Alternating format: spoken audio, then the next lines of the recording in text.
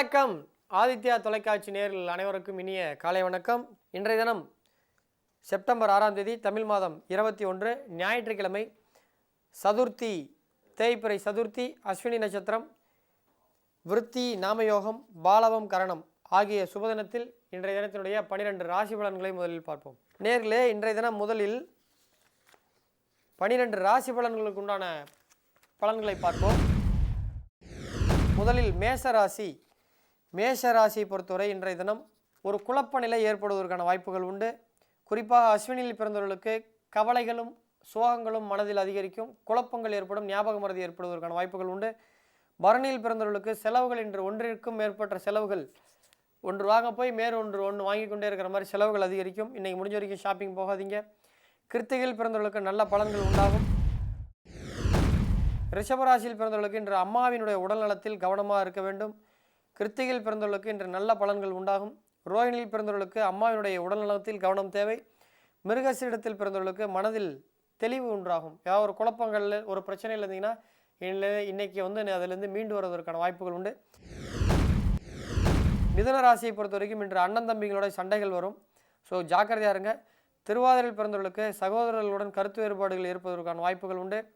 புனர்பூசத்தில் பிறந்தவர்களுக்கு இன்று குடும்பத்தில் சந்தோஷம் அதிகரிக்கும். கடகத்தில் பிறந்தவர்களுக்கு இன்றைய தினம் பேசும் வார்த்தைகளில் கவனமாக இருக்க வேண்டும். இன்று பேசும் வார்த்தைகளில் கவனம் குறைவு காரணமாக நீங்கள் சொல்ல வந்தது வேறு விதமாக புரிந்து கொள்ளப்பட்டு பிரச்சனைகள் ஏற்படுவதற்கான வாய்ப்புகள் உண்டு. ஆயிலத்தில் பிறந்தவர்களுக்கு பணவரவு இன்று அதிகரிப்பதற்கான வாய்ப்புகள் உண்டு. சிம்ம ராசியை பொறுத்தவரை இன்றைய தினம் உங்களுக்கு தேவையற்ற செலவுகளும் அதிகமான ஒரு உபரி செலவுகளும் ஏற்படுவதற்கான வாய்ப்புகள் உண்டு. ஸோ இன்றைய தினம் மகத்தில் பிறந்தவர்களுக்கு மனதில் வீண் சஞ்சலங்கள் உண்டாவதற்கான வாய்ப்புகள் உண்டு. பூரத்தில் பிறந்தவர்களுக்கு தேவையற்ற செலவுகள் அதிகரிப்பதற்கான வாய்ப்புகள் உண்டு. உத்திர நட்சத்திரத்தில் பிறந்தவர்களுக்கு இன்று புதிய முதலீடுகள் நல்ல லாபத்தை தருவதற்கான வாய்ப்புகள் உண்டு. இன்று கன்னியாராசி பொறுத்தவரை இன்றைய தினம் சகோதரர்களுடன் சண்டை சச்சரவுகள் ஏற்படலாம். உத்திரத்தில் பிறந்தவர்களுக்கு புதிய முதலீடுகள் நல்ல லாபத்தை தரும். அஸ்தத்தில் பிறந்தவர்களுக்கு மூத்த சகோதரருடன் சண்டை சச்சரவுகள் உண்டாகலாம். இன்றைய தினம் சித்திரையில் பிறந்தவர்களுக்கு நினைப்பது எல்லாம் எளிதில் நிறைவேறும். துலாம் ராசியை பொறுத்தவரை இன்றைய தினம் குடும்பத்தில் வீட்டில் இருக்கக்கூடிய பெரியோர்களுடன் விவாதத்தை முழுமையாக தவிர்ப்பது நல்லது. பெரியோர்களுடன் சண்டை சச்சரவுகள் ஏற்படுவதற்கு வாய்ப்புகள் உண்டு. விசாகத்தில் பிறந்தவர்களுக்கு உத்தியோகத்தில் இன்று ஒரு நல்ல உயர்வு, நல்ல மாற்றத்தை நீங்கள் எதிர்பார்க்கலாம். விருச்சிக ராசியை பொறுத்தவரை இன்றைய தினம் காரியங்களில் நல்ல தடை ஏற்படும். எனவே நீங்கள் அந்த காரியங்களில் என்னெல்லாம் தடை வரும்ன்ட்டு ப்ரிகாஷனாக நீங்கள் இருப்பது நல்லது. ஸோ அலர்ட்டாக இருங்க. கேட்டையை பொறுத்த வரைக்கும் இன்று பணம் வரும், அதுக்கு நிகரான செலவும் வரும். 10,000 நீங்கள் சம்பாதிச்சிங்கன்னா 10,000க்கு செலவு வரும். 1000 ரூபாய் சம்பாதிச்சிங்கன்னா 1000 ரூபாய்க்கு செலவு வரும். எனவே இன்றைக்கி வருமானத்தை தக்க வைத்துக்கொள்ள சிக்கனத்தை கடைபிடிங்கள். தனுசு ராசியை பொறுத்த வரைக்கும் இன்று தந்தைக்காக செலவுகள் பண்ணலாம். தந்தைக்கு மருத்துவ செலவு வரலாம். ஸோ தனுசு ராசிக்காரங்க அப்பாக்கள் யாராக இருந்தீங்கன்னா இன்றைக்கி கொரோனா வரதுக்கு வாய்ப்பு இருக்குது. ஜாக்கிரதையாக இருங்க. வெளியில் எங்கேயும் போகாதீங்க. வெளியில் எங்கேயா போயிட்டு இருந்தீங்கன்னா மாஸ்க் போட்டு போயிட்டு வாங்க. கையை சானிடைஸ் பண்ணுங்கள். மூலத்தில் பிறந்தவர்களுக்கு சிந்தனையில் தடுமாற்றம் ஏற்படுவதற்கான வாய்ப்புகள் உண்டு. பூராடத்தில் பிறந்தவர்களுக்கு தந்தைக்காக செலவுகள் செய்வதற்கான வாய்ப்புகள் உண்டு. உத்திராடத்தில் பிறந்தவர்களுக்கு இன்றைய தினம் எதிர்பாராத பணவரவுகள் உண்டாகலாம். மகர ராசியை பொறுத்தவரை இன்றைய தினம் உங்களுக்கு வாகனங்களை கையாளுவதில் சற்று கவனமாக இருக்க வேண்டும். திருவோணத்தில் பிறந்தவர்களுக்கு வாகனங்களை கையாளுவதில் கவனம் தேவை. அவிட்டத்தில் பிறந்தவர்களுக்கு வாழ்க்கை துணையுடன் உதவிகள் கிடைக்கும். இன்று கும்பராசியை பொறுத்தவரை இன்றைய தினம் கூட்டாளிகளுடன் கருத்து வேறுபாடுகள் ஏற்படுவதற்கான வாய்ப்புகள் உண்டு. சதயத்தில் பிறந்தவர்களுக்கு தேவையற்ற டென்ஷன் ஆகிட்டே இருப்பீங்க இன்று நாள் முழுவதும். பூரட்டாதியில் பிறந்தவர்களுக்கு உடல் ஆரோக்கியம் மேம்படும். மீனராசியை பொறுத்தவரை இன்றைய தினம் உங்களுக்கு கடன் வாங்கக்கூடிய நிலை ஒன்று ஏற்படும். அதை நீங்கள் சாதுரியமாக நீங்கள் டெவலப் ஆகிக்கோங்க. உத்திரட்டாதியில் பிறந்தவர்களுக்கு கடன் வாங்கும் நிலை ஏற்படும். ரேவதியில் பிறந்தவர்களுக்கு குழந்தைகளின் செயல்பாடுகள் நல்ல மகிழ்ச்சியை தரும்.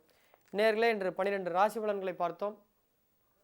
இன்றைய தினத்துடைய சிறப்புகள் நம்ம என்ன அப்படின்னு பார்க்கும் பொழுது, இன்றைய தினம் சதுர்த்தி தினம், தேய்பிறை சதுர்த்தி தினம். ஸோ இன்று சந்திரமானப்படி இன்று தேய்பிறை சதுர்த்தி, இன்று பாத்திரத சதுர்த்தி தினம். ஸோ இன்று சங்கடகர சதுர்த்தி. இன்று சந்திரோதய நேரமான இரவு 9 மணிக்கு மேலே அருகில் இருக்கக்கூடிய விநாயகருக்கு வழிபட உங்களுடைய பிரார்த்தனைகள் எல்லாம் வழிபடும், நிறைவேறும்.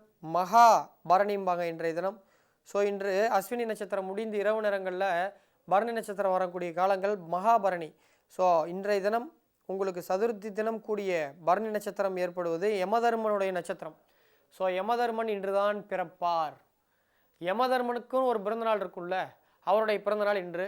ஸோ இன்று வீட்டில் அருகே இருக்கக்கூடிய எருமை மாடுகளுக்கு அகத்திக்கீரை நீங்கள் கொடுத்தீங்கன்னா உங்களுக்கு, உங்களுடைய பிள்ளைகளுக்கு, உங்களுடைய மனைவி, உங்களுடைய ஆண்களாக இருந்தால் மனைவிக்கு, பெண்ணாக இருந்தால் கணவனுக்கு, உங்களுடைய இரத்த உறவுன்னு சொல்லக்கூடிய அண்ணன் தம்பி தங்கை தங்கை அக்காக்களுக்கு அகால மரணம் விபத்து ஏற்படுவதற்கான வாய்ப்புகள் இல்லை.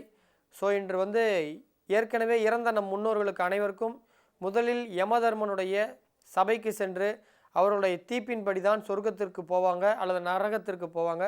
அப்பேற்பட்ட யமதர்மனுக்கு பிறந்த நட்சத்திரம் இன்று. உங்களுக்கு எதுவும் பஞ்சாயத்து வரக்கூடாது. நாளை பின்ன அவருக்கு நீங்கள் இப்போ வீட்டு பக்கத்தில் ஒரு போலீஸ் இருக்காருன்னா அவருக்கு அப்பப்போ வணக்கம் வச்சுட்டே இருந்தீங்கன்னா நாளை பின்ன ஸ்டேஷனுக்கு போனீங்கன்னா நீங்கள் வணக்கம் வச்சதுக்கான கட்டசியில் உங்களுக்கு ஒரு சின்ன ஒரு சாஃப்ட் கார்னர் ஏற்படும். அந்த மாதிரி இன்றைக்கி யமதர்மனுக்கு பிறந்த நாள்.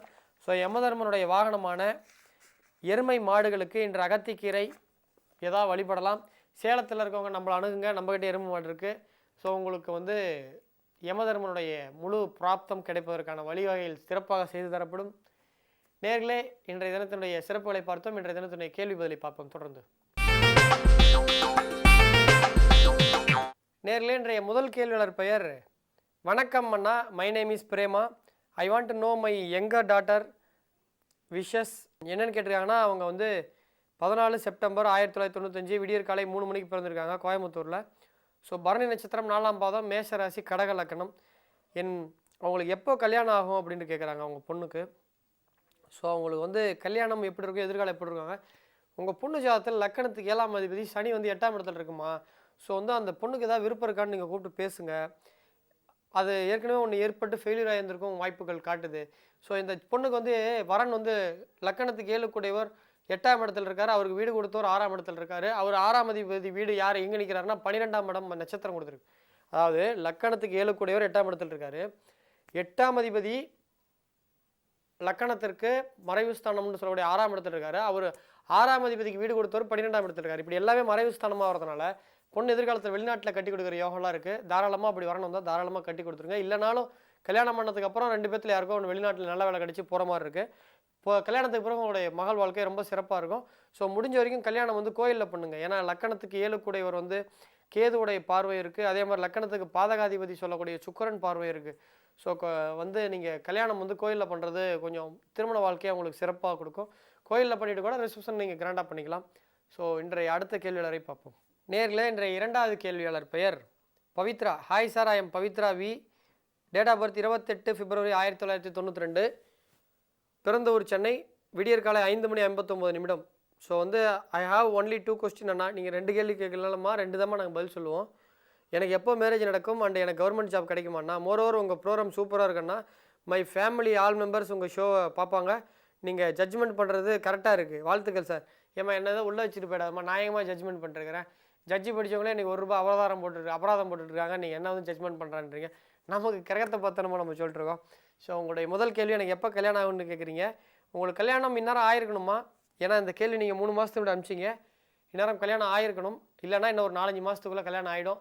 ஸோ தீவிரமான முயற்சியில் இறங்குங்க. உங்களுக்கு கல்யாணத்துக்கான காலங்கள் நெருங்கிடுச்சு. ஸோ நவம்பர், டிசம்பர், ஜனவரி, பிப்ரவரி இதுக்குள்ளே கல்யாணம் உங்களுக்கு ஆகிடும். ஸோ எப்படி நடக்குன்னு தெரியாது, திடீர்ன்ற அமைப்பில் வரும். நீங்கள் தேடிட்டுருங்க. 2வது கேள்வி எனக்கு கவர்மெண்ட் ஜாப் கிடைக்குமான்றீங்க. ஸோ உங்களுக்கு கிடைக்கிறதுக்கான வாய்ப்புகள் இருக்குது. சென்ட்ரல் கவர்மெண்ட்டில் ட்ரை பண்ணுங்கள். இல்லைனா சென்ட்ரல் கவர்மெண்ட்லேயே வீட்டிலேருந்து செய்கிற மாதிரி சில வேலைகள்லாம் இருக்கும். ஸோ இந்த உளவுத்துறை இந்த மாதிரி வேலைகள்லாம் பார்த்திங்கன்னா மாதத்துக்கு 1 நாள் நீங்கள் போனால் போதும். அந்த மாதிரி வேலைகள் கிடைக்க வாய்ப்பு இருக்குது. ஏன்னா ராகு கேதுன்றது ஷேடோ பிளானட். அதில் பலம் பெற்றால் இந்த மாதிரி வீட்டிலேருந்தே செய்யக்கூடிய வேலைகள்லாம் வரும். ஸோ வேலை கிடைக்கிறதுக்கான வாய்ப்புகள் இருக்குமா. ஸோ இன்றைய 2 கேள்விகளுக்கும் பதில் சொல்லிட்டோம்.